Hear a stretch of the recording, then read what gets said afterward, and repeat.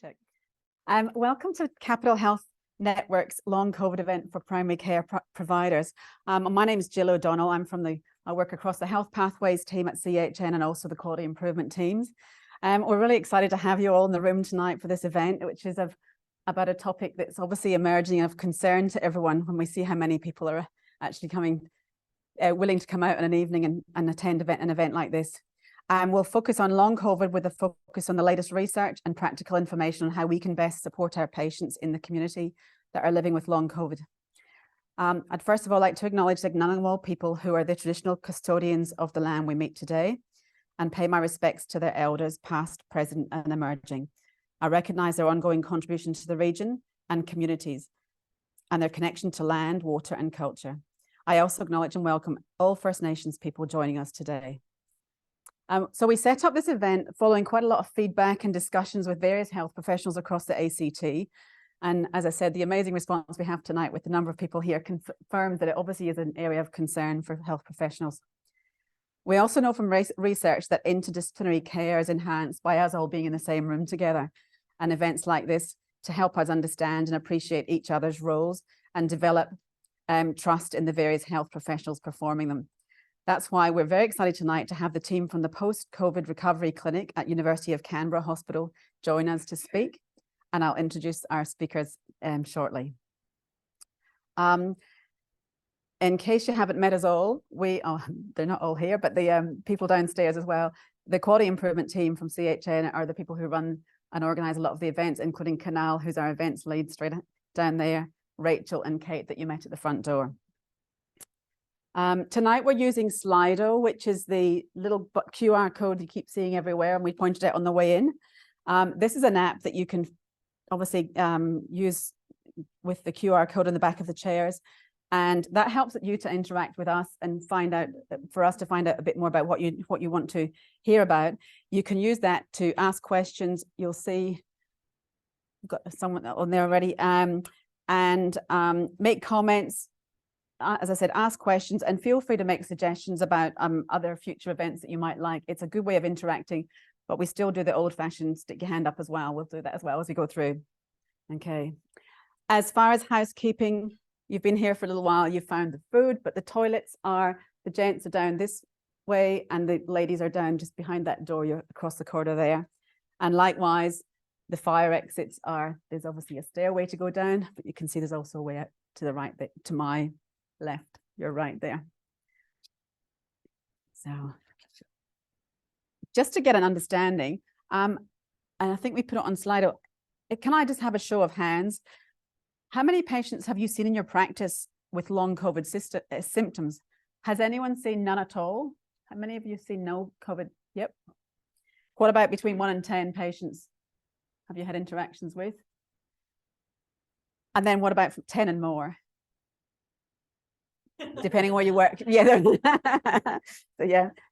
So it's obviously it's a very current topic, but also it's an interesting thing to consider that 3 years ago we weren't seeing any patients walking into GP practices or anywhere else with long COVID. It's such an emerging area, and therefore it's an emerging area of research, and hopefully we're going to gain more understanding tonight. So the format tonight, we'll begin with an update from Capital Health Network just for a minute or two, and then we have all the team here from the Post-COVID Recovery Clinic at Canberra, University of Canberra Hospital. We've got their amazing speakers to share their experiences with us tonight, and they're to talk about long COVID from their perspective, and that includes the staff specialist in rehab medicine, an exercise physiologist, occupational therapist, dietitian, and physiotherapists from the clinic. So following each speaker, you'll have the opportunity to raise your hand and ask questions whenever you like.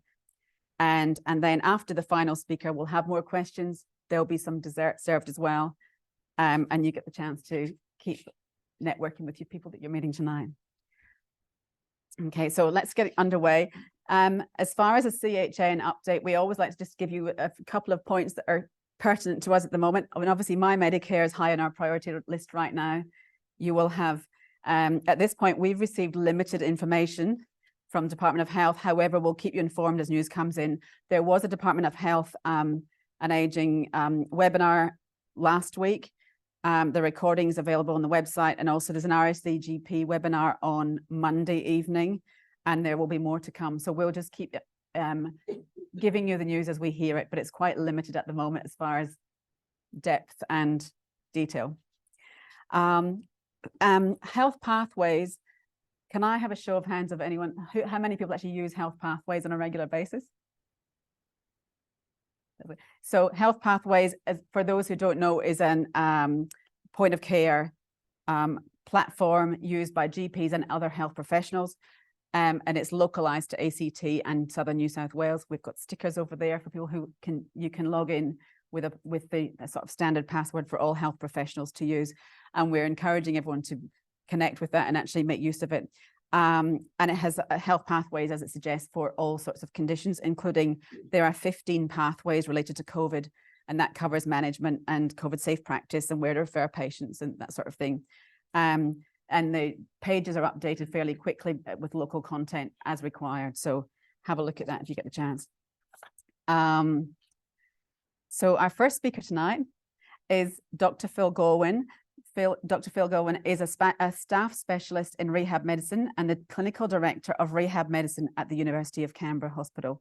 He has completed training at Canberra Hospital and Calvary Hospital, and he has completed medical training at the Australian National University. Welcome, Phil. I'm going to pass you that. Thank you. So,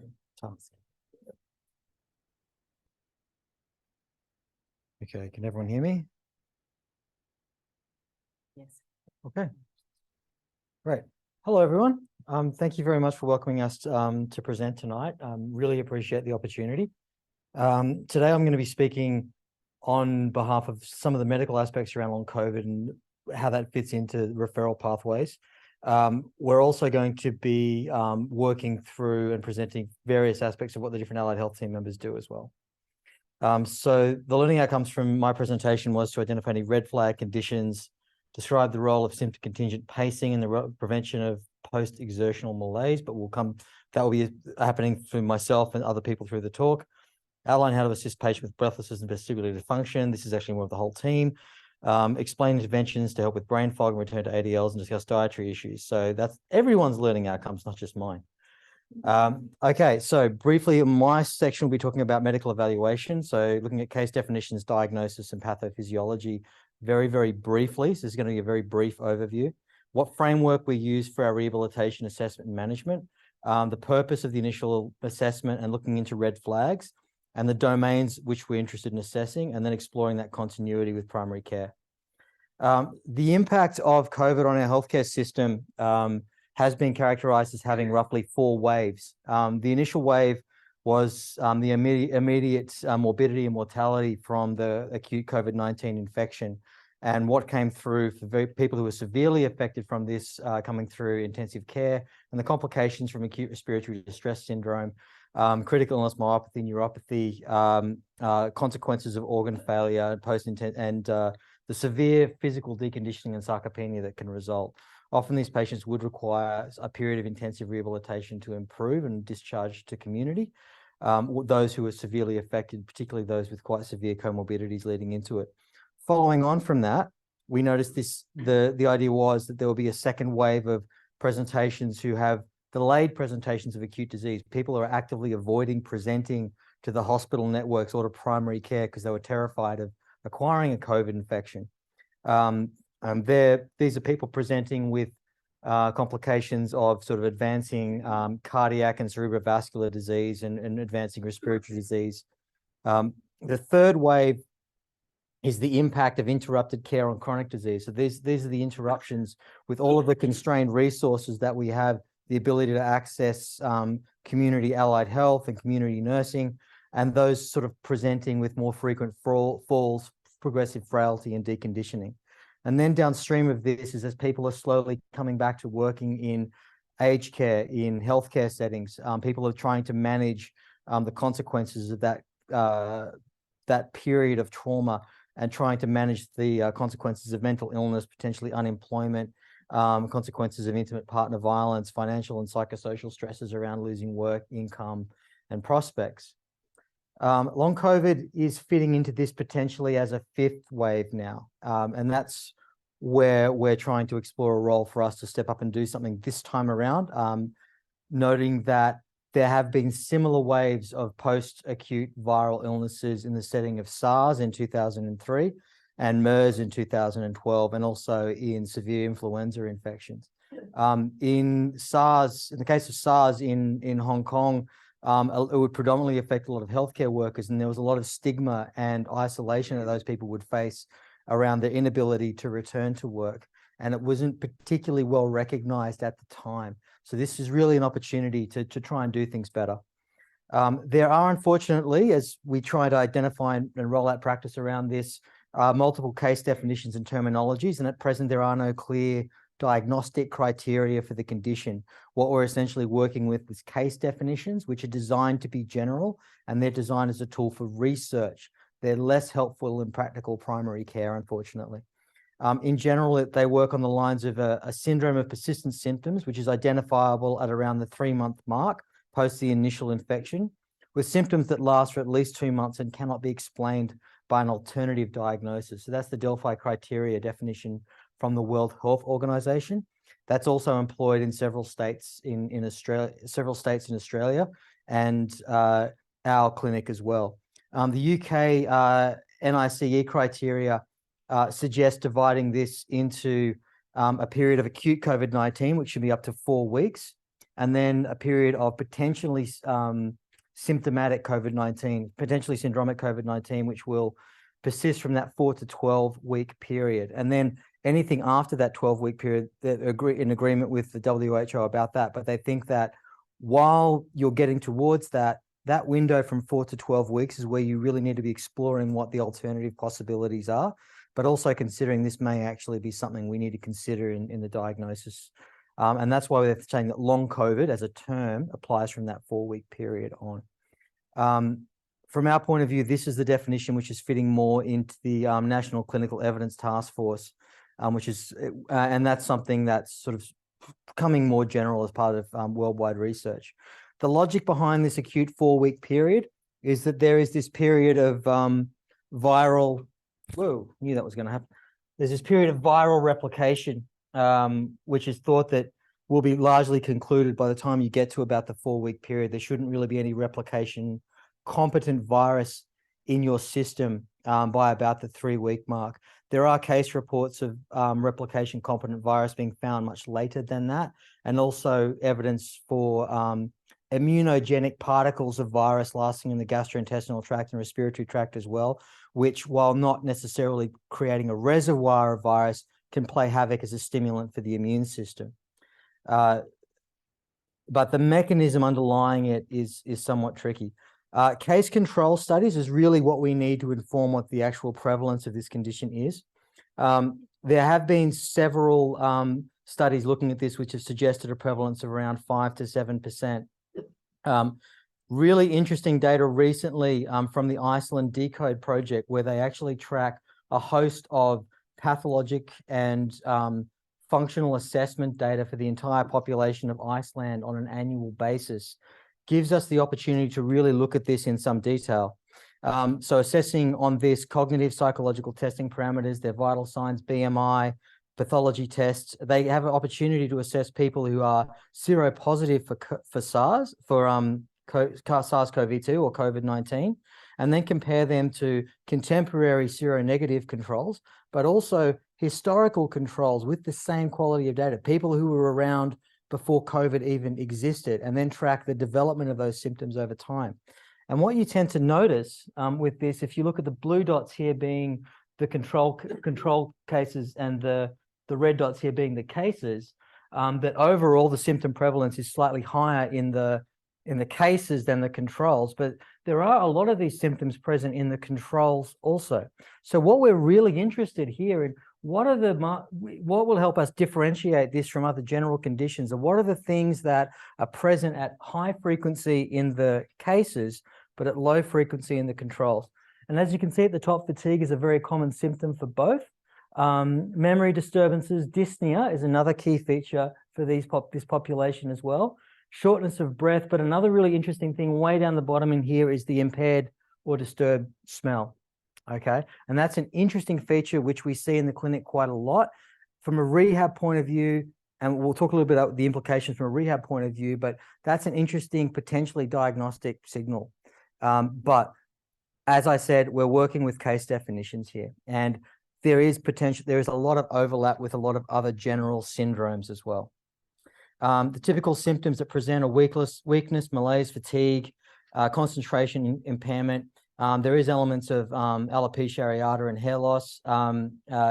The primary symptoms in terms of breaking it down into these different groups, I tend to look at general clinical features, of which fatigue and sleep disturbances are predominant, neurological musculoskeletal symptoms, neuropsychiatric and cognitive symptoms, cardiopulmonary symptoms, and gastrointestinal symptoms. The gastrointestinal symptoms tend to improve relatively quickly, as does some of the upper respiratory tract-like infections, upper respiratory-like symptoms. But it's really the musculoskeletal, pain, and neurocognitive ones, and fatigue are the ones which persist and in fact sometimes get worse. There is interesting ideas around how we discuss these in terms of clusters within the whole long COVID population. What different phenotypes can we dig out of this population? From my experience and my reading, there are largely 4 different groups you could look at here. One are patients who present with essentially exacerbations and decompensations of pre-existing illnesses. There may be potential alternative diagnoses in here to long COVID that can be explored and improved. They may include conditions which are either undiagnosed or subclinical prior to the illness, and that would benefit from recognition and optimization of treatment where possible. There's also a population of patients who are on a longer tail of recovery than the general population. So they are recovering, they're just going at a slower rate. There may not necessarily be anything other than supportive management that's needed for these people, and enhanced self-management where possible, and trying to prevent those secondary complications from inactivity and avoiding exercise. A third population of what's been termed non-syndromic long COVID are patients who actually have evidence of clear end organ dysfunction. So, for example, severe pulmonary fibrosis, pericarditis, underlying microvascular disease. There may be in these populations symptoms that tend to correlate with discrete pathology, and there's opportunities to pursue clear evidence-based treatment interventions, both in terms of rehabilitation and medical treatment. But they may not be obvious or easy to emerge in the initial period. And then there's a population of syndromic long COVID, which is essentially there's no clear evidence of end organ dysfunction. A lot of the tests come back normal. The disease burden tends to be multi-system, and symptomatology is somewhat non-specific and across multiple domains. The evidence for interventions in this population is an area that requires further research. And there is overlap with similar syndromic conditions such as chronic fatigue, such as postural orthostatic tachycardia. And there is a need for these patients where prognosis is uncertain, where diagnosis is uncertain, to adapt a biopsychosocial approach to try and elucidate what the impairments are and provide therapy towards those different impairments. The assessment process with our clinic, the predominant role that we are trying to do is support the allied health team for the patients that come to us. And our goal is really to try and establish, is this a patient that's meeting the case definition? But that's less important from the point of view of getting them support. What we're actually looking for, are there red flags present for physical therapy? We try and take a detailed COVID-19 history, looking at the time course of illness, recovery, what subsequent complications occurred, what treatments were provided, any hospital admissions involved, looking at risk factors and protective factors, including immunization history, and the use of antivirals or steroids or COVID-19 treatments in the acute phase of the illness, and a lot of these people coming through to the clinic now that weren't actually eligible for that treatment because it wasn't as available then, still is somewhat restricted. A medical history, evaluation of their prior physical functional status, so a rehabilitation history. Examination focuses on vitals, essentially a gait, arms, legs, and spine screen, so just a general MSK screen, respiratory, cardiac, and neurological examination. This then progresses to doing some further outcome measures, looking at spirometry, and then we have a multidisciplinary discussion around trying to establish a case management plan. The role of rehabilitation within this setting is we work as part of a larger team. In terms of primary care management, this is from a BMJ article. A lot of the focus is on validation. Recognition and validation is key.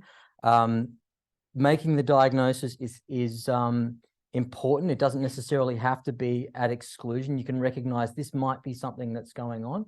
I reckon we should work with this. We can look at other things, but let's work with this as what we think is going on, and working through that process of investigating those other possibilities.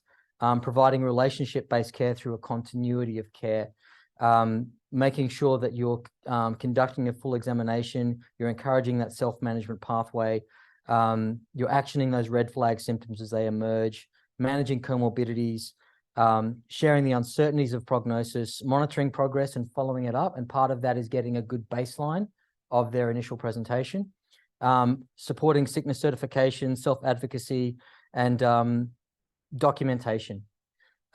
This takes a lot of time. It's a long journey, and it takes several consultations. One of the challenges that I found is that patients might be moving from different GPs to get referrals into different places because they're trying to follow up on their own management plans, and that can be really challenging. So that initial engagement, recognition, support helps set up that long-term journey. In terms of the referrals that we're looking at coming through, trying to evaluate what the potential risk factors might be, the probable time course of COVID-19 infection, what their main symptoms are, whether there are any red flag symptoms. And if there are any red flag symptoms, it's really helpful if we can work these up, because what we're doing with this clinic is trying to direct these patients into a physical rehabilitation program to try and improve. And if we have a patient who comes in with severe chest pain and shortness of breath, we're obliged to investigate that before we can put them on a treadmill and get to work with them. So something to consider. In terms of fatigue, I won't speak too long around this because this is bread and butter of general practice.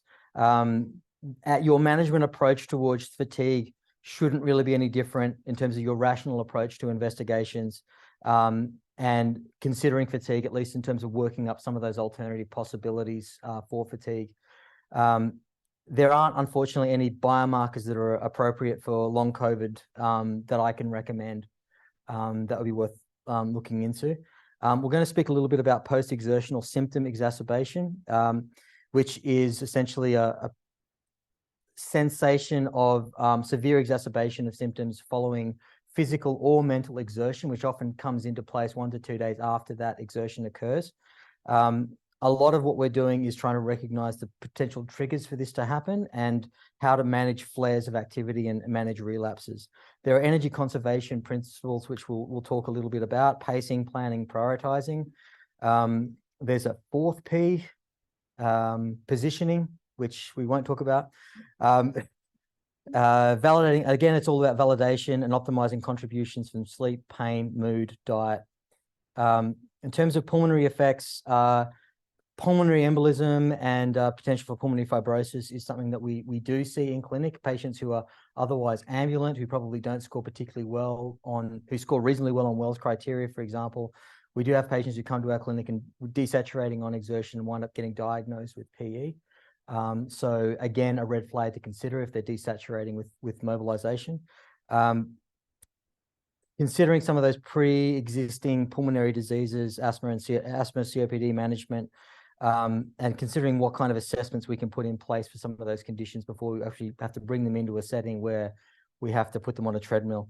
Often breathlessness isn't necessarily a symptom that it's a multifactorial symptom. It may not correlate with the O2 saturations at all, but it has significant effective responses and it can affect mood, and all of that has an interplay.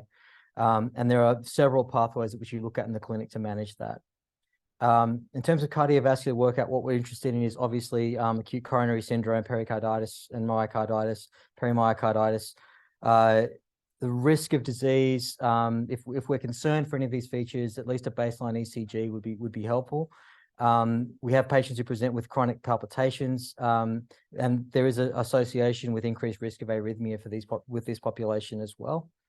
Heart failure is also something that can occur. In terms of what we look at for putting people into the room for further therapy, goals for what we would otherwise exclude for cardiac rehabilitation is a helpful guide. So whether they have unstable angina, uncontrolled hypertension, evidence of hemodynamic compromise during initial assessments in therapy or an uncontrolled tachycardia. Orthostatic intolerance is another thing that we often struggle with, and it's a tricky area for us to progress patients through therapy, because there are patients who will not meet the gold standard criteria for postural orthostatic tachycardia, but will have a degree of orthostatic intolerance. And there may be multiple potential mechanisms for that in play. There are several approaches we could look at that. One of these would essentially just be evaluating for postural hypotension at 1, 3, and 5 minutes. Their formal assessment through head-up tilt table testing is largely in a specialist setting, and it's often hard to access.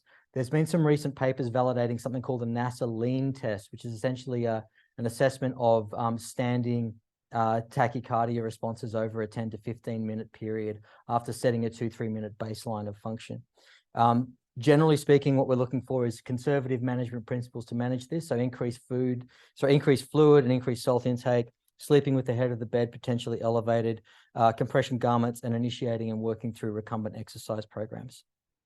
I won't speak too much about that. The other issues around cognition and behavior, the real interplay here is that patients who come to us have often been unable to engage with some of those protective factors like exercise, rest, hobbies, the things that they enjoy doing. So when they often come to us, their psychological comorbidity is worsened, and they often need some degree of assistance in managing that. So being alert to depression, anxiety, and stress, we often use DAS-21 as an assessment tool, and considering that pharmacological treatment or initiating that, at least for a short-term period in these patients, may actually be helpful in giving them the mental space to get back on their feet and not only improve their personal life, but actually engage with the therapy program. I've included here some helpful resources. There's a lot of different resources available now. RACP put out a video on understanding and managing long COVID about a year ago, which you should be able to access through the link on this website, on this as well. But if you do a search for RACP long COVID, they've got some really good resources. Thank you very much.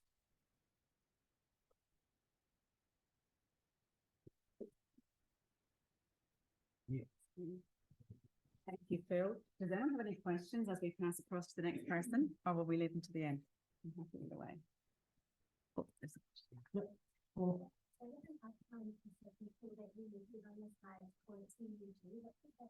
Oh, my apologies. That's timed up and go. So timed up and go is a fairly straightforward assessment tool. It's a very good marker for deconditioning, frailty, and falls risk as well. I will try and use less abbreviations. Thank you.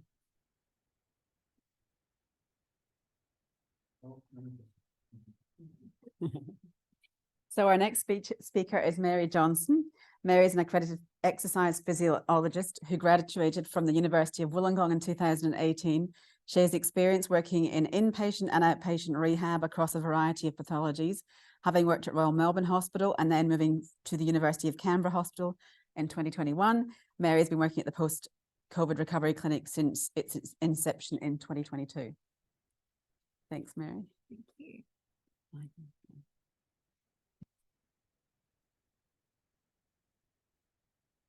Alrighty.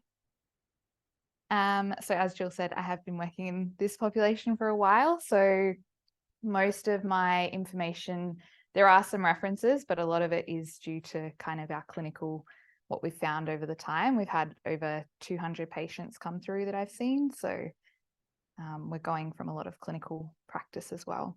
And this learning outcome is around the post-exertional malaise and pacing. So first of all, exercise physiology can address quite a few different things, but in the long COVID population, we're looking at identifying post-exertional symptom exacerbation or post-exertional malaise. I use those interchangeably.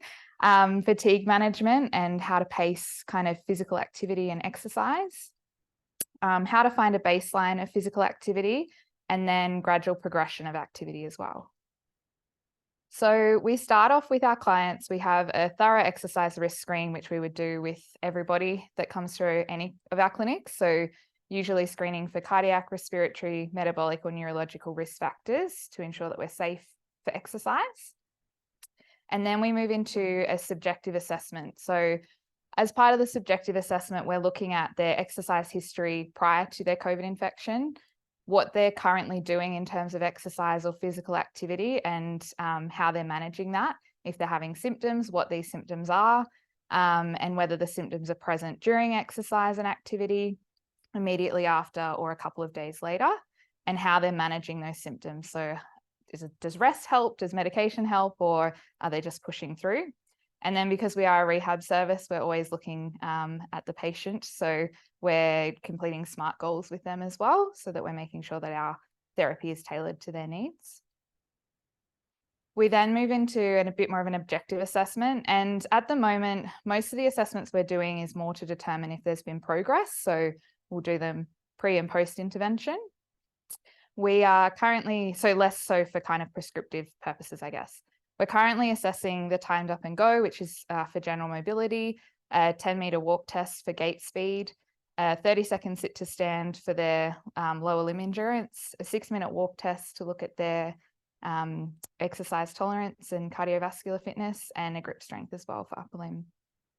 As Phil was saying, interestingly, we've had quite a few patients who have had a desaturation on their 6-minute walk test. So these tests are quite important to be completing before we move on with them. So my role is kind of split into two areas. So most of it is a lot of education, and then the other half is kind of more exercise prescription. So from an education point of view, we're really trying to explain what post-exertional symptom exacerbation is to clients. And Phil did touch on this already. So any kind of flare-up that occurs, common symptoms would include things like a headache, nausea, sore throat, feelings of fever, or extreme fatigue, which can happen immediately after exertion or up to a few days later. So it can be really tricky for patients to kind of put those exertional activities and those symptoms together. It's also important for patients to understand that it's not always a physical exertion that is going to be the thing that's giving them these symptoms.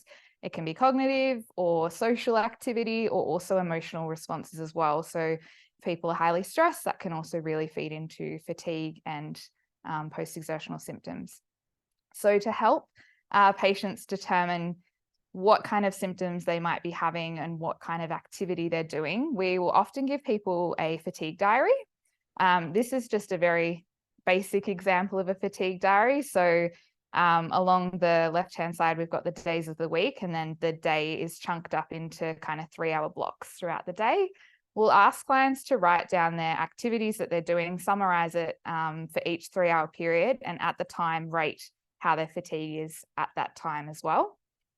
It can really highlight to patients as well, kind of if they've noticed by doing this exercise, if there's anything that's come out to them as being something that might be contributing to their fatigue. So we really use that fatigue diary to get the patients to reflect on what they've found, using motivational interviewing as well, to help them establish a baseline of general activity across the day and across the week. So can they identify themselves, maybe what they want to be doing in a week, and how they're going to pace that out a little bit better. And then we talk to them also about trying to reduce those triggers, which can be sort of through increasing the frequency of effective rest. So rest that is both physical and cognitive. There's no point sitting down if they're just going to be scrolling through their phone, because the brain is not getting a rest then either.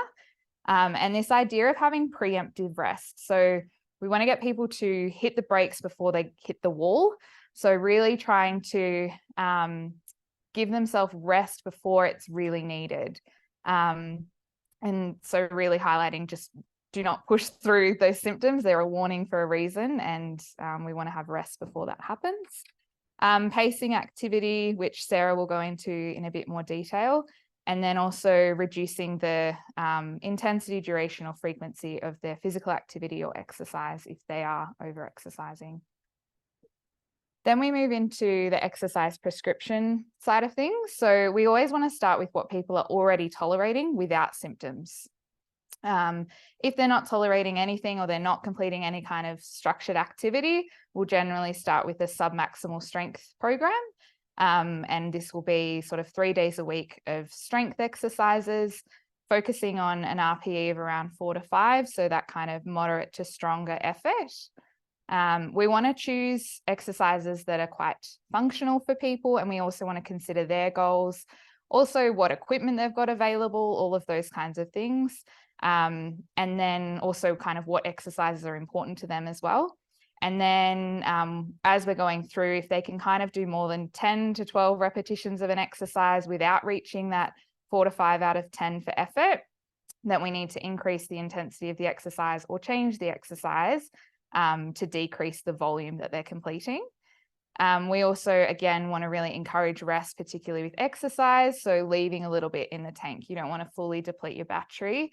We want to leave a little bit left so that there's still energy to continue on.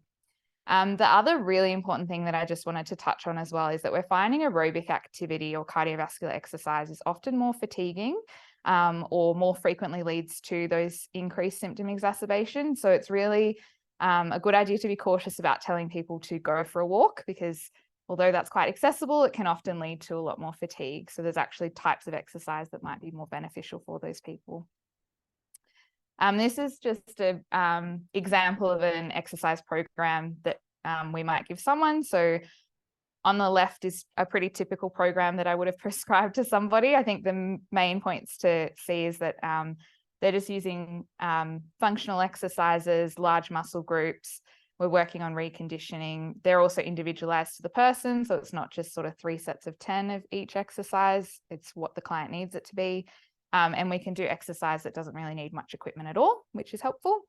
And then I've also got a lower level example, which just shows that I do have a lot of patients who say, well, I can't actually, I can't take the bins out, or I can't vacuum the house. So how on earth am I going to be doing an exercise program? And so it's important to have those conversations that there is actually these exercises, building up those muscles are really going to help you with being able to complete those tasks. And it's going to make it easier as well as you become stronger.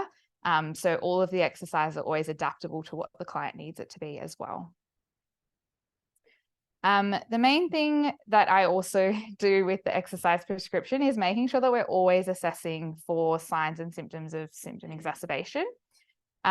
It's important that if we have someone that has shown signs of symptom exacerbation, that we're assessing the context of this. So have they also increased their work hours? Are they starting a new role? Have they had a really socially busy week? Or if we're pretty sure that it's related to the exercise, or we're not, we'll definitely be regressing what they're doing in terms of exercise and general exercise principles of regression. And then again, we're going to be screening for their symptoms again. So it's a continuous process. Every time we make a change, we're going to be assessing again if they have any signs of post-exertional exacerbation.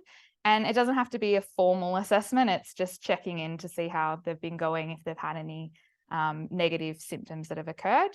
If we don't have any symptoms that have been occurring and they're feeling pretty stable, then it's time to consider progression of exercise. When we are progressing exercise, we want to make sure that the patient is already able to sort of consistently tolerate some level of activity before we're ready to progress without having those exacerbations. And then we also want to assess the timing of the progression. So is everything else in life pretty steady at the moment? Are they also changing medications, or, have they changed roles in work, or is everything pretty steady and we're happy to put some more energy into the physical side of things? We want to be very conservative with progression. So we're just choosing one thing at a time rather than ramping everything up at once. And we want to stick with that for a few sessions or a couple of weeks before then, determining whether we're ready to progress again. And again, we're continually monitoring for those, the symptom exacerbation. So this graph just shows someone coming in with their baseline that's been relatively steady. So we're ready to progress. They've got a new baseline, we're progressing again. If they show symptoms, then we're reducing the progression. So we're going by about 50% down from what we just tried. Hopefully they're getting steady. If not, we'll go down further and then we can continue to progress. And it might just mean that we need to progress a little bit more gradually. The other thing to note is that this doesn't work for every single client. So there are definitely some barriers that we find to therapy. So things like their readiness to change, is this the right time for them? Or should we consider referral in the future? Social complexities can really get in the way of trying to implement the strategies that we're all putting in place. So things like financial stress or work-related commitments and roles and caring duties, they're not things that often a lot of people have a whole lot of say over, but that can really impact their ability to put in place the strategies we're suggesting. Psychological distress is another big one that affects this population as well. And particularly for myself, trying to tell people to reduce their exercise. If they're using exercise to manage their mental health, it's really important that they've got a supportive team around them to assist if we're going to be reducing that activity as well. The cognitive side of things, brain fog and fatigue can really prevent carryover of information and implementation into day-to-day life as well. And then obviously the ongoing medical risks that Phil was talking about before. So if they've still got outstanding things that haven't been investigated, things like new POTS or unstable conditions like pericarditis or diabetes, which is a huge one, or uncontrolled pain, that also really affects our ability to continue to progress people as well or get them started in a program. I also just had these resources at the end, which are super useful for patients. So they're patient-specific resources. The Lung Foundation Australia has an Understanding Long COVID booklet, which is really useful. And then the Austin Health in Melbourne have put out a online learning package, which goes through fatigue and activity, as well as sleep and taste and smell. So it's really useful. Thanks.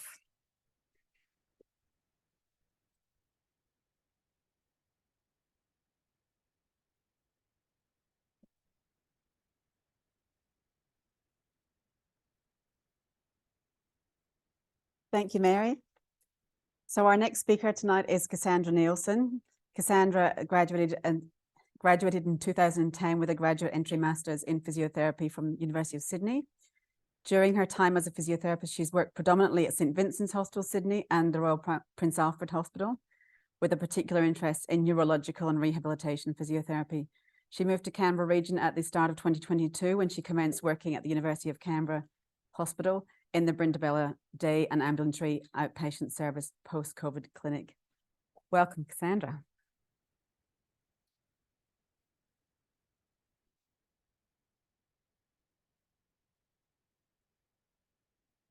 Okay. It's funny that I will be talking about breathlessness. Apologies if I get a little bit breathless. It is a condition. But essentially the learning outcomes that I'm going to be looking at is how to assist a patient with breathlessness and vestibular dysfunction. So I think it's first important to talk about the symptoms that are amenable to physiotherapy within the long COVID population. So the main ones that we see in our clinic are people that have breathlessness, dizziness, balance issues and mobility issues. I'm not going to touch on the balance and mobility because that should be treated like any other balance and mobility condition. It just might have a slight different approach in terms of the post-exertional symptom exacerbation in terms of approach of treatment, but I won't go into that. So I'm going to cover more the breathlessness and dizziness area. So we can't talk about breathlessness in long COVID without talking about dysfunctional breathing and giving it a bit of a definition. So unfortunately, there is a lack of a universal definition for dysfunctional breathing, but Boulding et al. In 2016 described it as dyspnea associated with an abnormal breathing pattern after an exclusion of a significant cardiopulmonary disease, or dyspnea occurring out of proportion with an underlying cause and associated with an abnormal breathing pattern. So the important thing there is an abnormal breathing pattern, and that's the one that you really should take out of it. It's really important to know that the term dysfunctional breathing actually relates to a change in the respiratory drive rather than actually a change in pulmonary mechanics. So usually most people who have dysfunctional breathing, their lungs are actually perfectly normal, or their symptoms are so much more than what their lungs suggest they should be presenting as. What I've got down there, it's very important for when you get people who present in your clinic, is often people with dysfunctional breathing will describe they've got a lack of air hunger, or a feeling of restricted breathing. They just can't get it in there. So that's something that if you hear those words, we often start to think, okay, this might be a bit more of a dysfunctional breathing pattern. It is really important, based upon that definition up there, that we do rule out medical and physical causes that could potentially occur in these cases. So first of all, a cardiac and respiratory workup. Now, this may include cardiopulmonary exercise testing.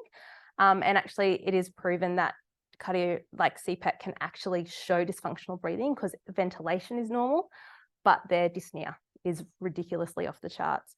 So I'm not saying everyone should have a CPAP, but I'm just saying that it can actually show the differences between a respiratory versus a sort of dysfunctional sort of pattern. We've also got to think about medication. So if someone does have a history of asthma, for example, we need to make sure that their medications are optimized. So are they actually on the best bronchodilators for them? Flip side, if someone's presented and you've trialed bronchodilators, checking in to see if it's actually working with their symptoms. Someone with dysfunctional breathing, a Ventolin isn't going to assist it. It's actually going to unchange. So it's important just to check in on their medications and make sure they're optimized. And it's also important to think about anxiety and panic disorders. Dysfunctional breathing and panic disorders actually come hand in hand. So we need to make sure there's nothing underlying first, so we can treat kind of the main cause of it and then get on top of it. And unfortunately, anxiety is a big symptom in this population. So there's probably a lot of sort of feeding off each other in that situation.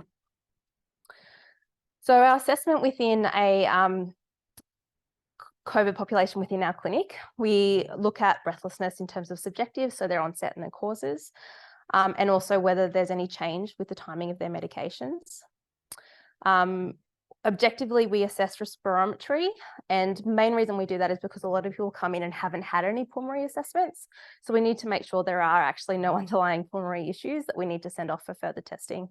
We also assess maximum inspiratory pressure, which we use for prescription of inspiratory muscle training. I assess breathing patterns. So here you can see an upper chest pattern of breathing, which is an abnormal pattern of breathing. So if you see someone who's breathing like this, they need intervention. Okay, and so that's a nice, quick, easy little check to see whether they actually need a little bit of help. And then auscultation, obviously, if required. So I want to just bring a bit of a point to this during our assessment. Often patients will come in with chest pain. Now, obviously, it's important to investigate chest pain medically, but what we do find with a lot of these patients is they do have the cardiac sort of workup and there's actually nothing going on. And what it can present as is costochondritis. So once these cardiac and respiratory causes are ruled out, we really need to inform these patients what it is and tell them it's okay, okay?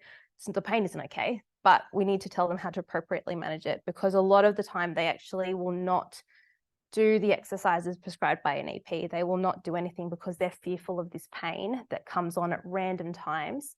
And so therefore they actually decondition a lot quicker. So I just wanted to bring it to that because I spend a lot of my time giving that education. So if we could start that early, that would be wonderful. So especially prior to an activity that would flare it up, and also just education around it not being a dangerous pain. The heart is fine, and it is okay to push through. We just might need to push through a little bit slower. So in terms of treatment, what we do mainly with our clinic is everyone is breathless. So I'd probably say 90–95% of our patients come in with some level of breathlessness and dyspnea. So anyone who suffers it, I get to see them one-on-one and we get to do some breathing retraining.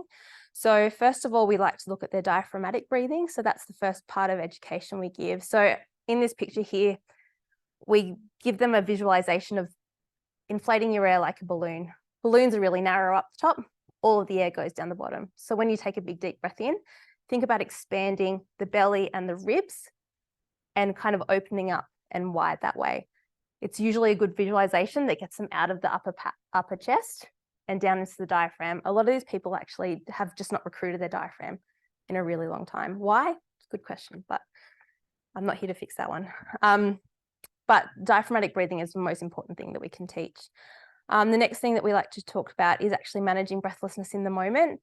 So that's called controlled breathing. So techniques such as pursed lip breathing, rectangle breathing, which is in the picture there, and a handheld fan, which I know has been shown in the COPD population as well as in palliative care populations to be quite useful in reducing that feeling of dyspnea. And it has like a nice little lag effect. So it could be beneficial within this population. The next thing is paced breathing. So, and this is probably the most important thing in this population as well, is actually breathing with activity. So many of our patients breath hold, or they start with a really quite dyspneic pattern, and then they cannot regain that breathing. So even just looking at breathing in a nice pattern through movement and starting that from day dot means that people can walk up a flight of stairs without actually getting breathless. Breathe in for 2 steps up, breathe out for 4 steps. And then all of a sudden they get to the flight of stairs and they're not breathless anymore. So those sorts of little things to put in place is quite helpful. And then looking at things like if you've got someone especially who gets breathless with speaking or singing or having difficulties with expiration, working on that control of exhalation and the strength of that. And a good resource for that is the long COVID, Understanding Long COVID booklet that Mary referred to before. It only came out in July, and it's a really nice little resource to have. So the next form of treatment that we do is inspiratory muscle training. Now like I said, we assess maximum inspiratory pressure. So we actually use that as a prescription tool, but it isn't necessary to use. You can actually, a patient can order an inspiratory muscle trainer online, and then off they go, they can start it. So it's more around providing some guidance to patients and how to do that. It doesn't actually have to be prescribed. Inspiratory muscle training in most recent studies in long COVID population has shown to improve functional capacity, dyspnea, mood, quality of life, as well as decrease sedentary time. So it has a really good effect on a lot of the conditions and concerns of this population. In our clinic, we kind of aim for a slightly higher intensity base rather than some of these other studies. And the reason why we focus on higher intensity training is you actually get better quality of life scores and better exercise tolerance. That isn't in a long COVID population, but it can be translated.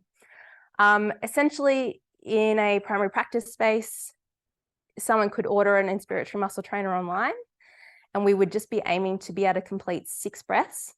It should be achievable, but it should be challenging. It should never be easy. The reason why is because we're applying general strength principles. If it's easy, you're not working the muscles hard enough to make them strong, okay?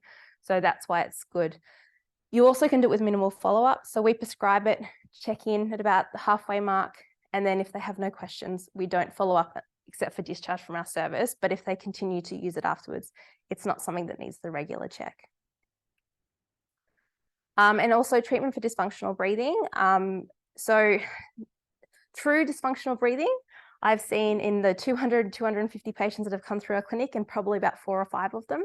So patients who with that basic retraining have not been able to self-correct their breathing pattern. So I would class those guys as more that sort of true dysfunctional breathing that need a much more intensive individualized approach. There's so many different breathing patterns that fall under that general term as well. So it would need a proper assessment and a proper treatment program for these guys. So I would actually recommend just a physiotherapy referral for that one. But it is normal, and starting off with diaphragmatic breathing is a good start.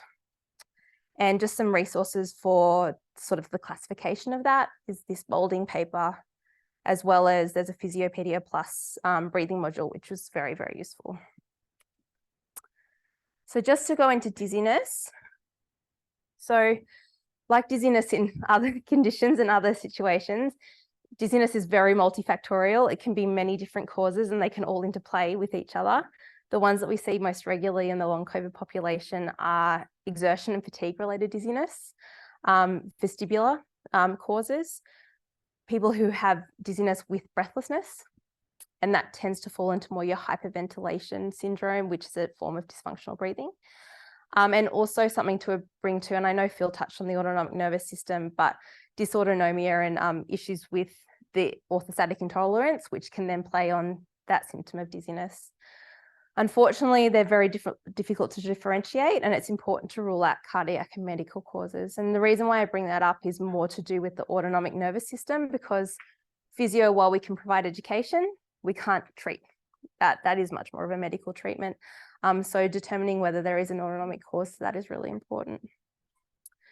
So in terms of our assessment, like we would with anyone who presented with dizziness, we would kind of do a very intensive subjective assessment, but what I'm more looking at is it more of a postural picture? Is it more of a positional picture? So looking at figure B PPVs, which are presenting, or is it more on that exertion? So we get patients who come in and they go, I start to get dizzy when I'm walking about 10 minutes. And often it's related to their breathlessness that they're getting at that situation. They haven't quite realized it. Or it could be that there's no breathlessness, but they're just exertion, that's their symptom of post-exertional malaise that is telling them, you need to stop, you need to sit down. So based upon the subjective and what comes out of that, we then go into the objective assessment. So if their subjective is leaning towards more that postural picture, so we could do this 10-minute stand test or the NASA lean test that Phil was talking about earlier, just to determine the orthostatic intolerance issues in order to determine whether there is actually a more medical underlying cause to this dizziness. Or if the subjective is leaning towards exertion fatigue, so looking at a fatigue assessment, so the fatigue diary that Mary was talking about, we can often get them to also write when they do get dizziness, so we can kind of track their symptoms as well. The other thing is that if it's a mixed picture or its subjective is leaning towards more of a positional sort of picture, we would want to do a full vestibular assessment. So obviously you would want to have a bit more of an in-depth physio referral. We do assess them in our clinic. However, if they tend to be a slightly more complex picture, we have our own vestibular clinic that we refer on to because they just have the time to put into these patients because they do require quite a few weeks of intensive therapy. So for treatment of these patients, if it's postural or autonomic, we always do breathing retraining. Diaphragmatic breathing can stimulate the vagus nerve. So therefore, I like to see if that can help to sort of diminish and flatten that constant overexcitation of the area. But that's not all of it. It needs some general dysautonomia management. And there's this research here, I cannot pronounce that name, which has some really good tips on what's best to manage this sort of dysautonomic sort of presentation. But as Phil had mentioned before, your high salt diet, compression socks, and some potential medications to manage their orthostatic intolerance. If it's an exertion sort of picture, doing fatigue management and pacing is really important. So I work really closely with OT and exercise physiology to do that. If it's positional, nice, easy, quick Dix-Hall pike and an Epley's maneuver is always a nice change in this population because otherwise they don't change very much very quickly. Or if it's much more of a mixed vestibular, it just depends on the outcomes of that testing. So in terms of summarising the physio components, it's really important to rule out medical causes before we can kind of move on these symptoms. A lot of these symptoms can have potential underlying medical causes that if there is any question, there's a concern, we will send back to the GP. So if those things can be assessed while they're concurrently on our waiting list, that would make our lives so much easier when they come through to us. But alternatively, it might also mean that they don't actually need us while you're working up, still addressing the other issues. Majority of patients with breathlessness can be managed with breathing retraining. A lot of that doesn't need specific physiotherapy training. A lot of it is not necessarily common sense, but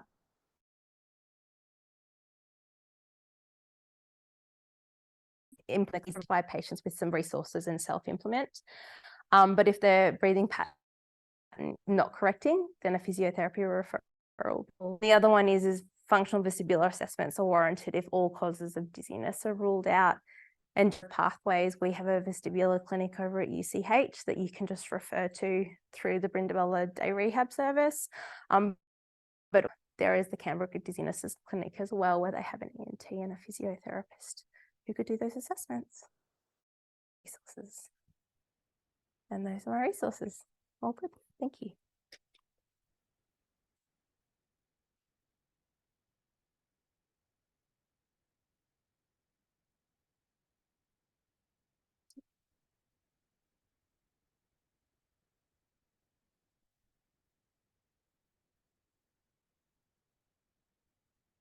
Thank you, Cassandra. That was really thorough. And our next speaker tonight is Sarah Purcell.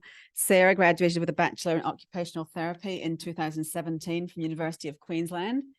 Following her move to Canberra in 2018, she's worked in the occupational rehab space as a rehab consultant and a team leader.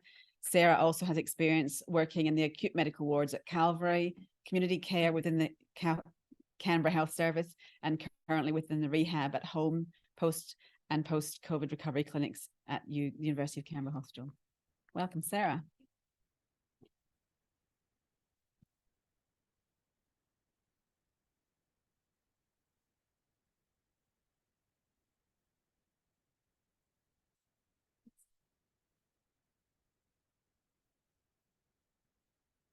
Okay, so the learning outcome for OT tonight is to explain some interventions with help around brain fog and return to ADLs, including paid work.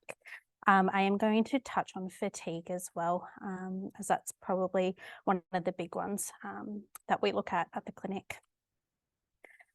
So as I mentioned, the symptoms of long COVID that is addressed by OT at the post-COVID recovery clinic include fatigue, brain fog. When we're talking about brain fog, we're talking about both difficulties with attention and concentration and also memory and recall. And we also look at impaired sleep. I'm not going to be talking about impaired sleep tonight, as the education and the strategies that we use are universal across all sort of different conditions in terms of appropriate sleep hygiene practices. So to start with fatigue, I guess from what we've seen in the clinic, we don't often see progress with other symptoms such as brain fog or impaired sleep unless fatigue is managed first. It's sort of seen as this overarching symptom, and it sort of feeds into and can exacerbate symptoms of brain fog, impaired sleep. So I guess really important that if patients are presenting to your clinics with fatigue, that it's something that's sort of looked at quite closely and strategies are put in place quickly. So in terms of fatigue, it's more than just being tired. It's sort of this overall feeling of exhaustion that impacts all aspects of daily life. So as you can see, picture there, it's difficulties with concentration, lack of energy, not getting restful sleep, feeling overwhelmed and frustrated, and reduce motivation. Well, clinic clients experience fatigue. Often feeling very isolated, and are not understanding of this experience. You can see fatigue is being exhausted, feed emotional and our mental health as well. So really important to validate your patient's experiences of fatigue. So the assessment that the OT's clinic is sort of that subjective. So we want to know what fatigue means to the client. Is it have they been able to recognize when they fatigue? Strategies do they have in place? In terms of objective, we do sort of do some brief fatigue inventories as well, and that's sort of more pre and post studies. So in terms of what fatigue, we apply sort of a 3-step to fatigue briefly.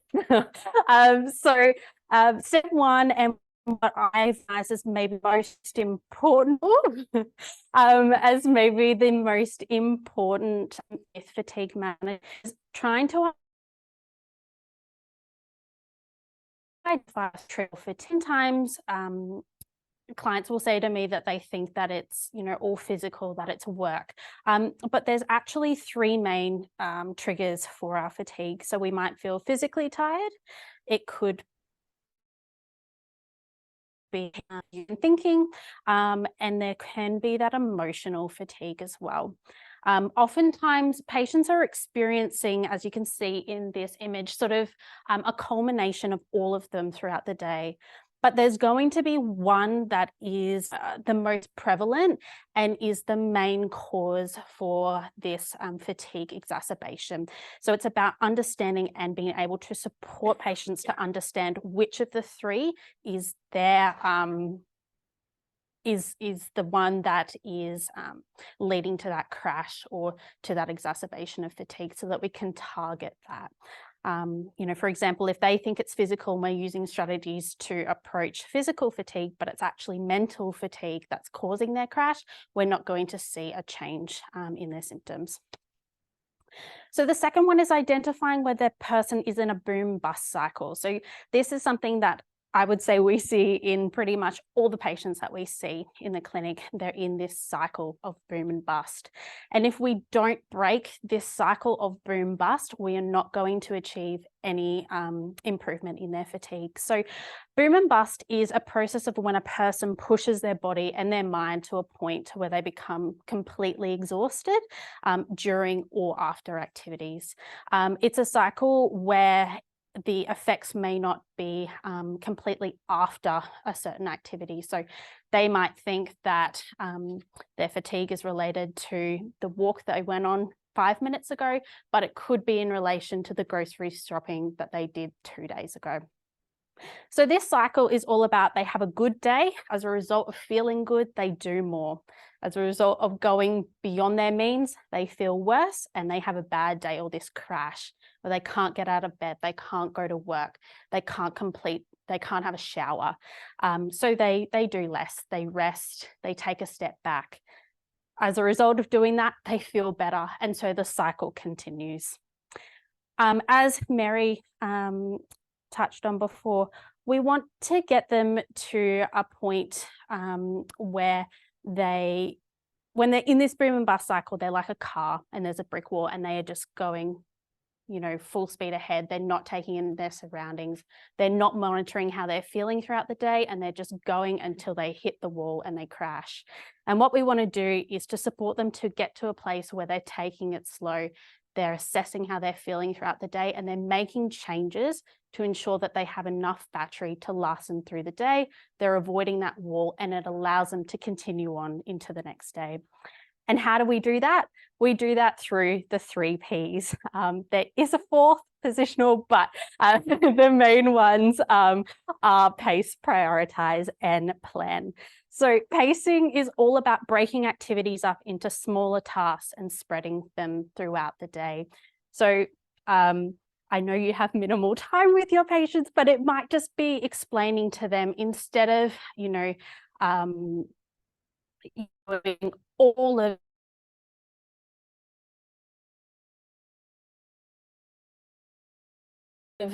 lunch, do it after, taking things down in more manageable sizes. An analogy that I use a lot with is, imagine you've got 5 flights of stairs.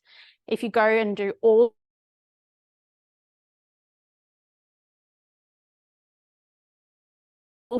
terrible, a small break, do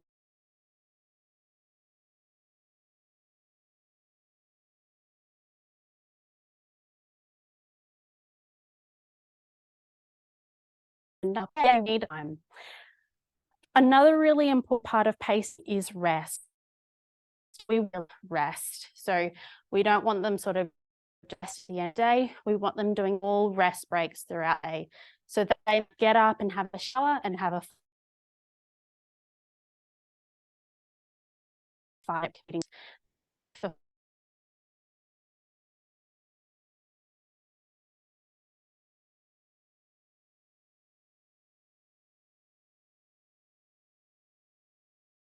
It's all about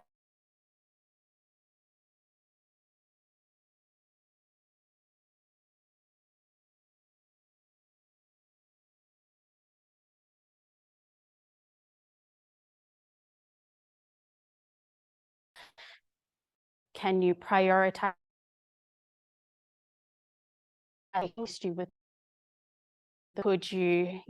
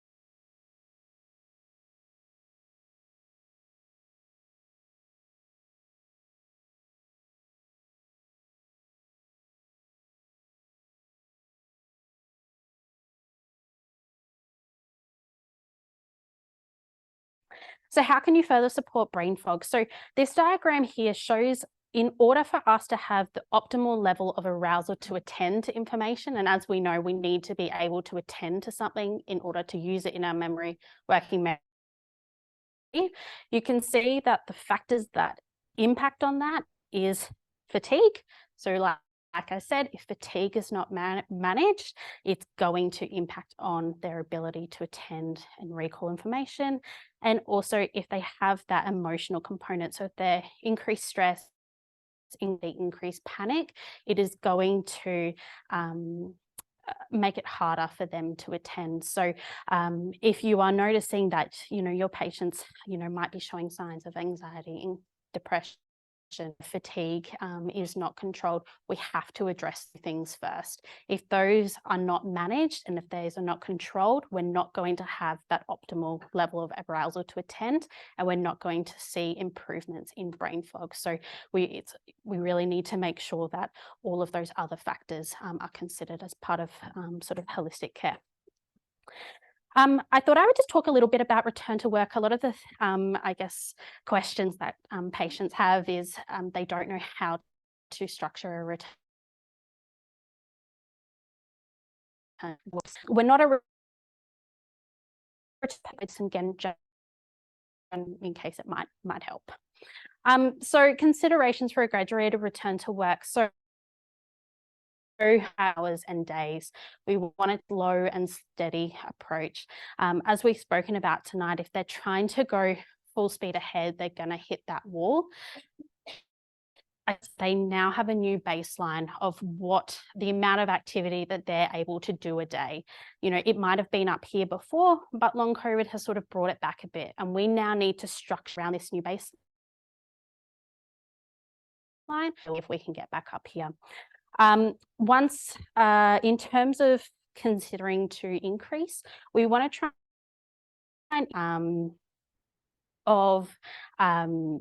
days they work rather than hours first. It's important where you can to try and encourage clients to stay at work, even if it's in a really small capacity. A lot of patients want to cut back by not going to work, that once they feel better, they'll go back to work. We don't encourage that. The longer they stay off work, the harder it is to get back into it. So trying to encourage them to stay in work in any capacity is better than completely removing them from the work situation. Unless, of course, there's medical and all those things going on. But just something to keep in mind. We encourage people where they can to work from home. It allows them to control their environment, to control the demands placed on themselves, allows them to remove distractions, and allows them to process information in their own time. Asking employers to provide them with written information rather than sort of verbal information. It's important to regularly check on them. So you might want to review how they're going every sort of 2 to 4 weeks. And as I mentioned before, look to increase the number of days they work prior to increasing hours. The reason I say this is if you increase hours first, they might be doing sort of, 2 days at 6 hours. And then when you want to increase a 3rd day, they're increasing another 6 hours. Whether if you increase an additional day when they're only working 4 hours, it's much easier and it feels less, I guess, anxiety provoking for them to go back to 3 days at 4 hours rather than adding in another day of 6 hours. So just something to keep in mind. How you can further support return to work, encourage clients to link in with a rehab provider or a case manager. I guess we're lucky in the ACT that within the public service, there are a lot of supports out there to assist patients to get back to work. So trying to link in with them as quickly as possible. Encourage clients to link in with EAP or mental health care plans if their emotional health and wellbeing, if they are struggling. Like what I mentioned before, if that's not controlled, it's going to impact their fatigue, it's going to impact their brain fog. We don't have psychological services within the post-COVID recovery clinic, so that does need to come from an outside source. Encourage clients that there's sort of no real timeframes at the moment for how long it's going to take to get them back to work or back to, where they were before. It's all sort of about working for the here and now and helping them that once they achieve mastery of where they're at, slowly adding things on. And I guess highlighting the importance to clients that the strategies of PACE, plan and prioritize are not just for home, they are for work too. So encouraging them to think about how they can implement that into work as well to assist them. Most of the resources that I've got are sort of more for OT specific, but that lung foundation, that is a really good one, and is something that I would encourage you to give to patients if they're indicating that their employers are not being or don't understand or don't have any idea on what long COVID is. I would direct you to tell patients to give that resource to their employers to assist with understanding. And that's me.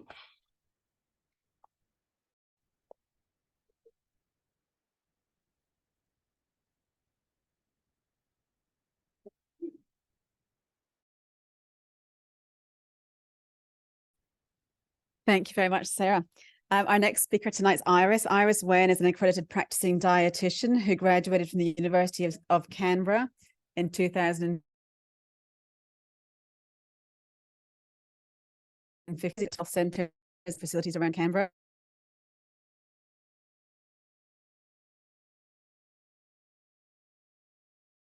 Health services at the Canberra Capital Private Hospital, including gastroenterology. Welcome, Iris.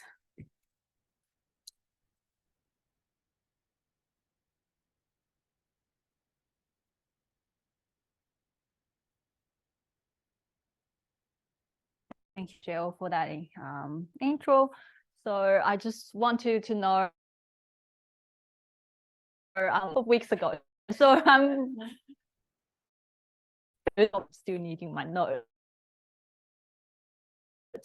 I've just kind of combined all the wisdom from my colleagues and also the team. So that's not to say the dietitians only been involved in this clinic for a few weeks. It's actually since May last year. So we will be, instead of talking about what dietitian would do in this clinic, because actually there's not much of a difference any other clinical settings. So today I thought we just gonna help you to understand a bit more about the impact on your nutrition status and what are some helpful but like just simple tips that you can give your patient to help them to carry them through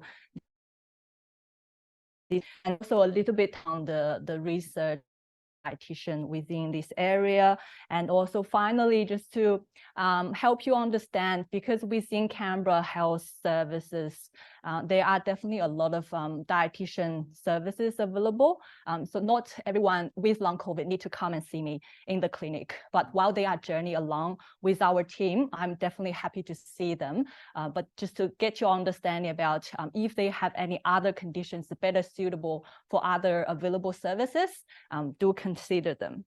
So we will just start with getting you some understanding of these main symptoms and their impact on their nutrition status. But just for your understanding, I'm sure you understand, so these symptoms would impact on their nutrition status on one hand, but on the other hand, if they have any impaired nutrition, it would definitely also heighten or accelerate their symptoms as well. So for example, fatigue, so reduce fatigue, it will reduce the physical capacity even for them to prepare meals. So like what Sarah was saying, a lot of them, like my patients, they just came in and telling me either they don't have any appetite or physical strength to after preparing the meal, like cutting up, cooking their meals, and then they just get exhausted and won't even touch the meal, or they just simply gonna just skip it as a whole.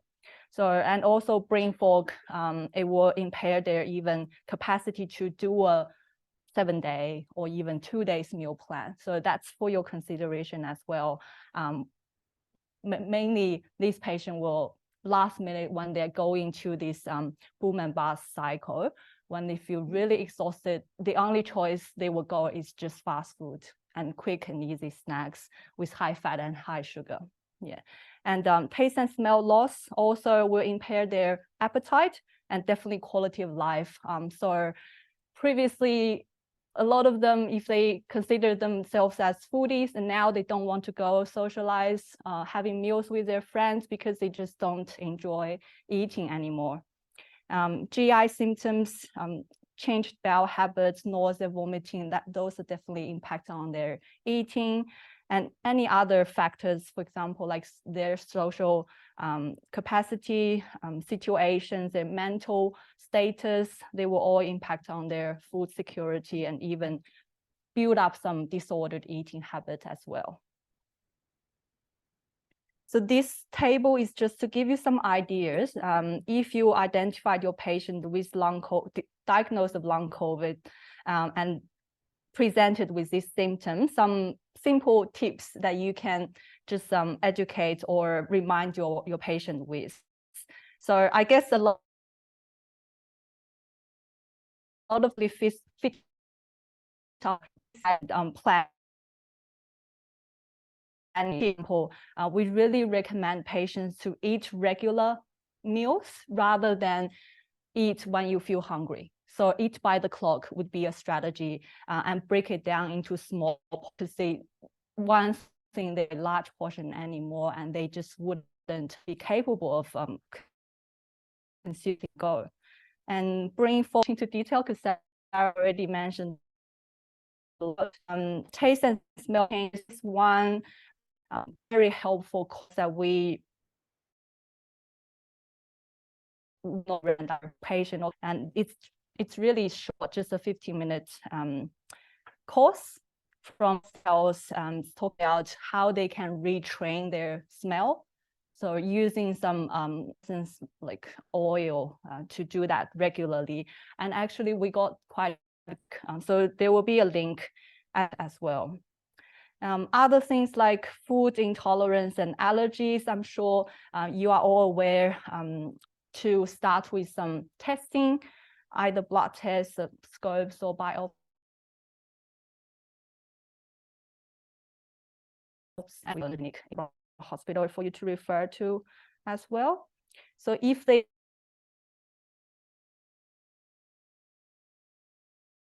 are again solid first, so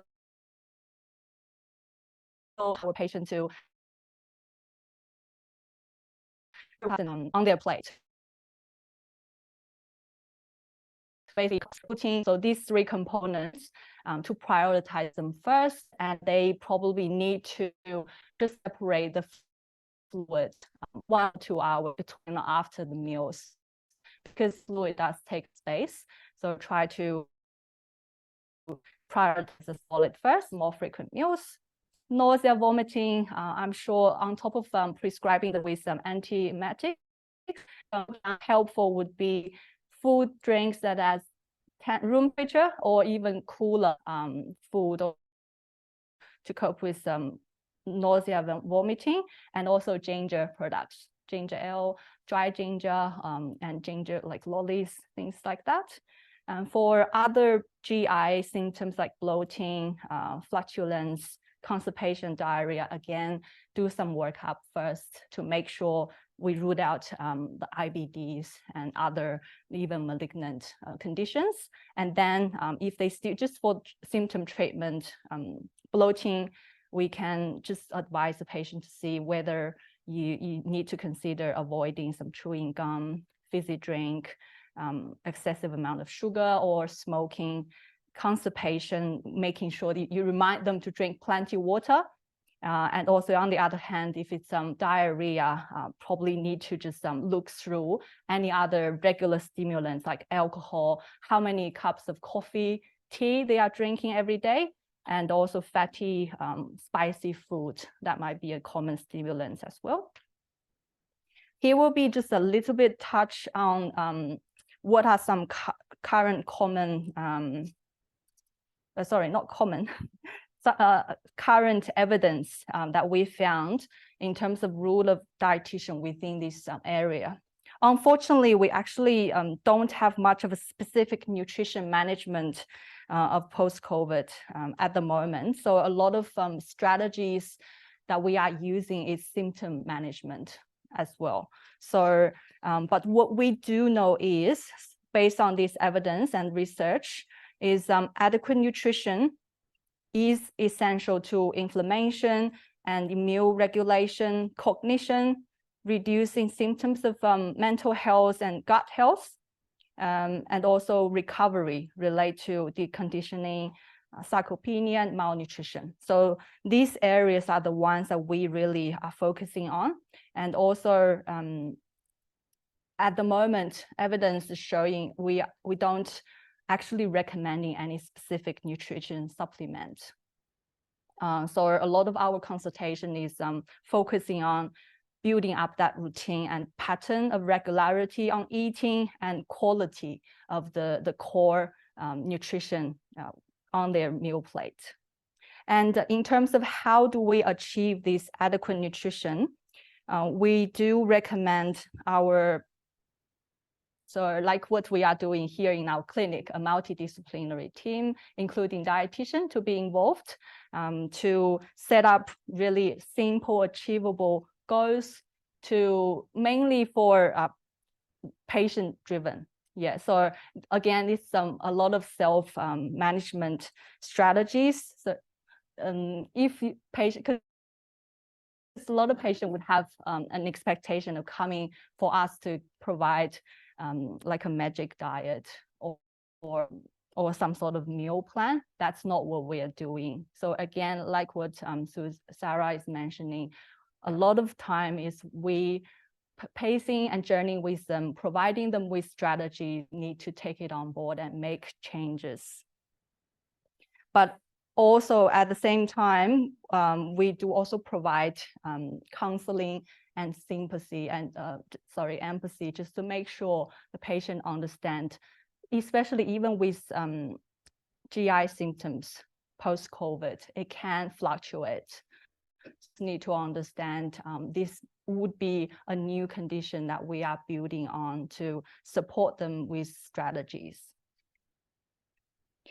And this slide is just to give you some ideas about the reasons for dietitian referrals since we've joined the clinic last May. As you can see down the bottom with the blue bar, the first 100 patients within the clinic, and we've been referred of 53 of them. So yeah, more than half of the patients. You can see the reason for referral initially,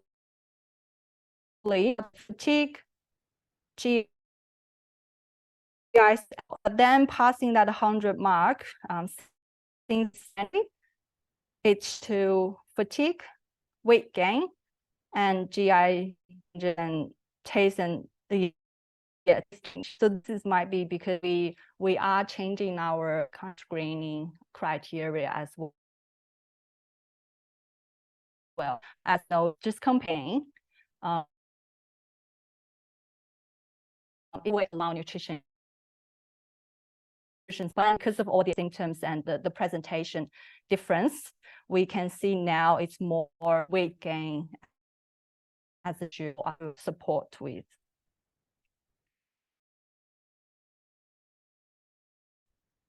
This is a question, but our lovely OT will do on their initial assessment to deem whether this patient would be suitable for a dietitian referral or intervention. So we will be focusing on weight changes and also whether fatigue is impacting on their meal choices or appetite. If their change of taste or smell is impacting on their appetite. And lastly, any new presented GI symptoms, because a lot of these symptoms can be pre-existing. It can be a heightened presentation, which we can still see them during their engagement in the clinic. But I will show you later on, there will be definitely other services within Canberra Health that we can refer them on to. So dietitian intervention, let's say it's never a barrier for them to get discharged. Yeah. And so this is just to let you know, because I can see it's quite amazing evolving practice. And even just within for dietitians involvement, we've started with only half a day of a week. Now we are funded to be in the clinic 2.5 days a week.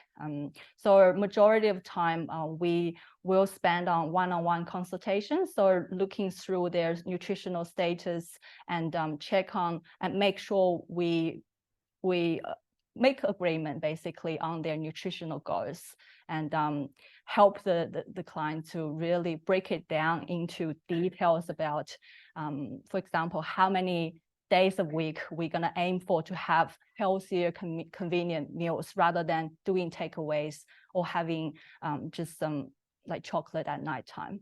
So, and but also we are looking at some group education sessions. There might be some changes in the future because we are really trying to review and improve our services.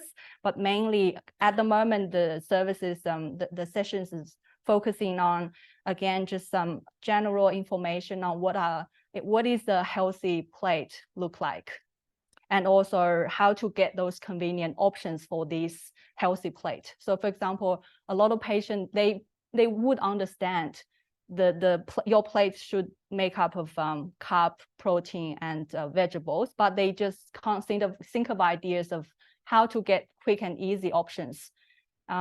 A lot of times I'm just reminding them, you can get the pre-cut up vegetables even, and tin tuna, there's nothing wrong with them. You can just go and get them, and even microwaved rice is an option to have as well. So things like that. And also we deliver a talk about slide to summarize on some other nutrition services within Canberra Health, within Canberra. So just to bring your attention, if it's any GI issues, we do have a gastro specialized dietitian at the gastro unit at Canberra Hospital. So anything like advanced liver disease, pancreatitis, IBDs, those are the issues you would really refer to the gastro dietitian.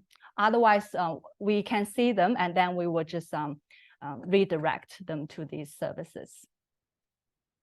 And some reference and some resources that you can look at that we normally would provide to our patient as well.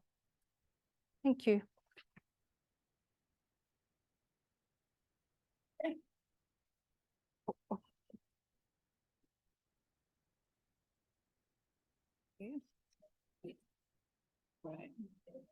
Thank you so much, Iris. And for our final speaker tonight, Alison Marr, I'll give you that, is a physiotherapist. She's currently working as a rehab coordinator for the post-COVID clinic for the older people's rehabilitation at the University of Canberra Hospital. Alison's also an early career researcher with a strong background in clinical rehab, complex care planning, and clinical service delivery. Alison's collaborating with a team of clinicians and researchers from the University of Canberra and Canberra Health Services and Calvary on an 18-month project evaluating the feasibility and patient acceptability of a novel multidisciplinary COVID-19 recovery service in the ATC. Thank you. Alison, that's a big mouthful. So just hang in there, everyone. We're only 10 minutes from dessert, but I'll race through this quickly.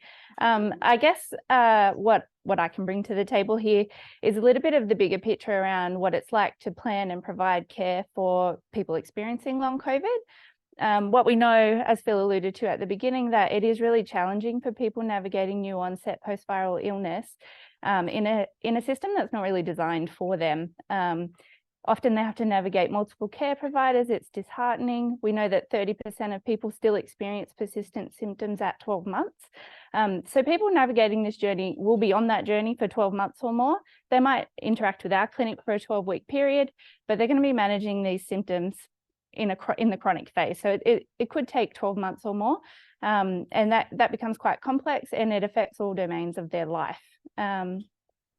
So a lot of what we can draw on around lived experience of patients with long COVID comes out of large qualitative studies run in the UK. And so the common themes that came out of this one, which was published in the BMJ, was that theme 1 was patients find it difficult to understand who can help them with their long COVID symptoms. It can be complex navigating multidisciplinary care. Not every district has a long COVID clinic. People in regional and remote areas have much more difficult time accessing the specialty care that they need, and it's expensive. Theme number 2 is that their daily activities impact on their quality of life. So most of the people that we see that come through our clinic are women in their 40s, and they're the people holding families together usually. So the family unit is impacted by persons experiencing long COVID, the pattern of their week, children's lives, financial security, changes in their functional ability. And also there's lots of themes around pacing is actually quite difficult. We talk about it as the most effective tool that we have to manage fatigue, but it actually requires a real commitment to behaviour change that you basically have to restructure your life to be able to use it. And so that's why we were talking about readiness to change, is that there's a real impact of health coaching in helping these patients manage long term around being able to uptake the advice that's going to help them. A lot of them talk about the emotional impact of long COVID symptoms on their personal identity and recovery. A lot of the people that we are seeing are in the prime of their life. They're in key working age, they've got kids. And when you can't maintain those relationships with your family, let alone your wider network of social friends and your usual activities, that has a real emotional impact on your ability to manage your stress, your mood, as we've touched on across the presentation. A lot of people also talk about the episodic and undulating nature of long COVID as being something that's difficult to manage. So particularly when we're talking about the stigma of an invisible illness, is that they might go through periods where they're okay. They think, oh, I'm going to progress. I can try some new things. I can go back to work. And that brings on a resumption of their symptoms. Difficult to manage. A lot of people feel like you can't see what up, and that navigating that in terms of your emotional impact, all of that. And if people are managing this over a year-long period, that's quite a difficult experience. We can't do. We're called the post-COVID clinic, but I think primary care people might are, and then understand those issues can help enhance patient care.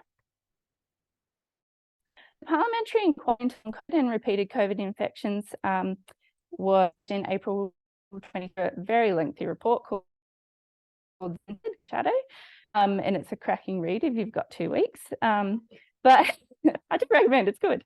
But there is patient experience that's captured in a lot of patients are very generous, despite their significant offer experience of living with long COVID. Medical perspectives that are as a part of the conversation. The person mentioned that with long COVID have been frightening. Wasn't prepared for the health issues that occurred after mild COVID infections. My doctors have been thorough and performed every test, but when everything comes back normal, you clearly feel like it's abnormal. It's very disheartening. Doctors may then think it's psychological, but it's not the whole story. And it's extremely important, therefore, to feel listened to and understood by your doctor. I've heard the phrase, "not enough about it yet," but this provides little for patients who are deaf. Another person has said, while I'm lucky to have an excellent GP, in the 18 months, I've been on a merry-go-round of testing, specialists and trial various treatments. I've had to organise all of this myself instead of lengthy wait lists, which 6 to 8 months is normal. We all know that. While Medicare has subsidised costs, I remain out of pocket many thousands of dollars, not counting the lost income during this. I shudder to think that the impact that this can have are unable to self-fund their care as I have. And that is certainly something that we experience with patients. And I think that people can't affording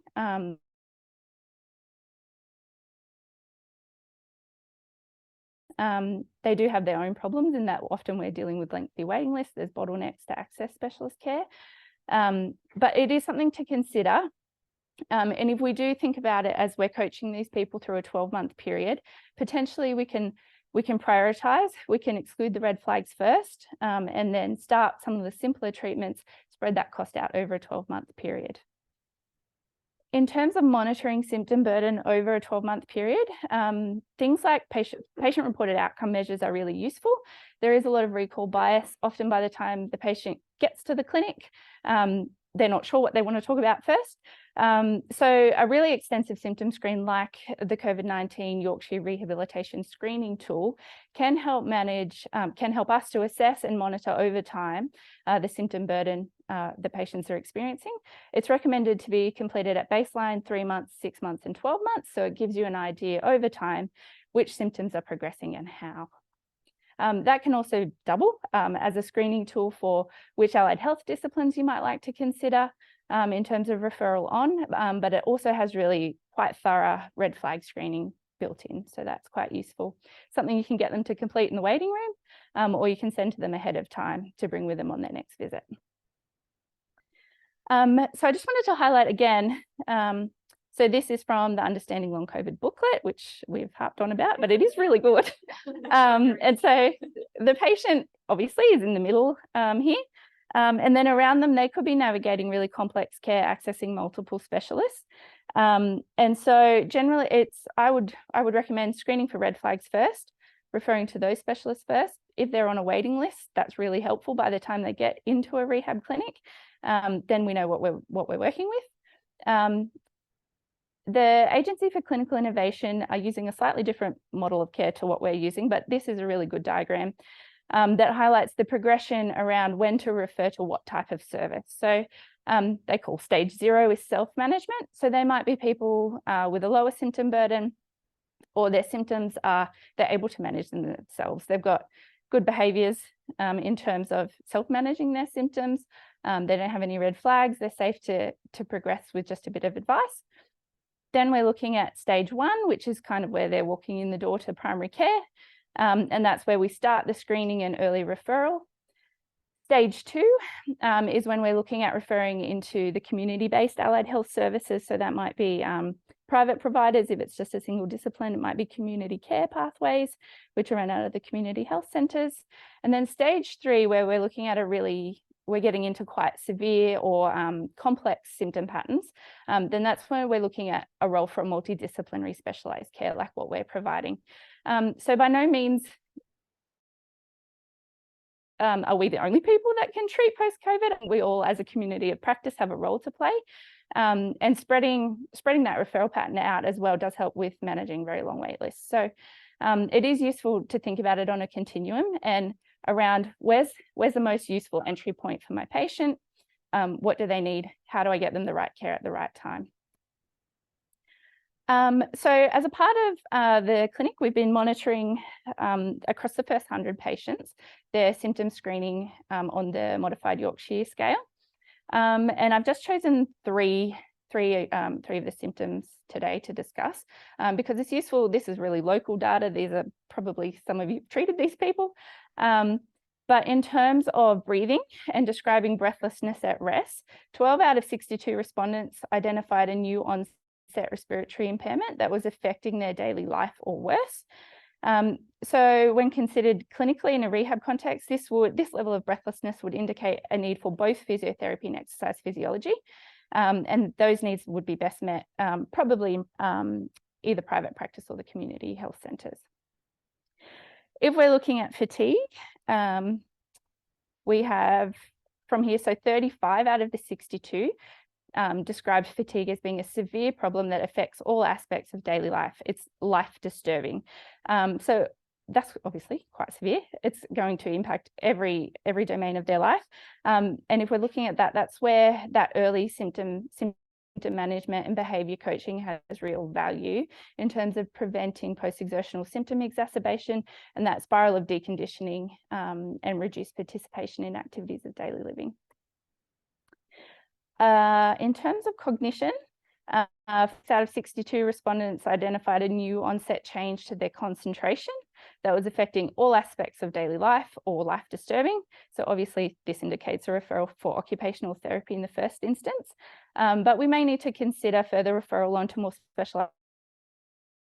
It would be things like neuropsychology, psychiatry, clinical psychology, and or speech pathology if it's indicated.